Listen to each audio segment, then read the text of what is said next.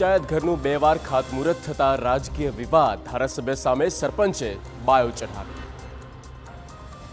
કોઈ પણ સરકારી કામ હોય ત્યારે તેનું ઉદ્ઘાટન અને લોકાર્પણ કરવા માટે ભારે ઉત્સાહ જોવા મળતો હોય છે અને ઘણીવાર ઉત્સાહના અતિરેકમાં રાજકીય વિવાદ પણ સામે આવતો હોય છે। વડોદરાના પાદરા તાલુકાના સરસવણી ગામે આવી જ ઘટના સામે આવી। સરસવણી ગામમાં પંચાયત ઘરનું 2 વાર ખાતમુહૂર્ત કરતા વિવાદ સર્જાયો।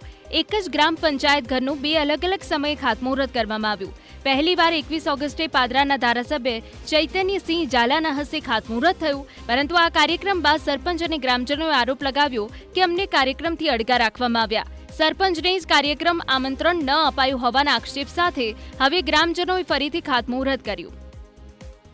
આ પંચાયત ઘરમાં મને બાદબાકી કરીને, તેમાં તલાટીને બાદબાકી કરીને આ લોકોએ 2 દિવસ પહેલા ખાતમુહૂર્ત કરી દીધેલું એમએલએ સાહેબે, અને અમને આ જાણ કરેલ નહીં। ગામવાળાએ બધાએ કહ્યું કે આપણે આપણું ગામનું ખાતમુહૂર્ત આપણે જાતે જ કરવું પડે। એના પ્રોગ્રામમાં આજે ખાતમુહૂર્ત અમે જાતે કર્યું છે। ધારાસભ્યના કાર્યક્રમના 4 દિવસ બાદ જ ગ્રામ પંચાયતના સરપંચ અને પંચાયત દ્વારા અલગથી એક ખાતમુહૂર્ત કાર્યક્રમ આયોજિત થયો।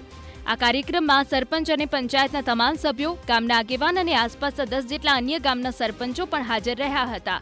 હવે અહીં એક જ ગામમાં એક કામનું 2 વાર ખાતમુહૂર્ત થયું છે। ભાજપના નેતાઓ સામે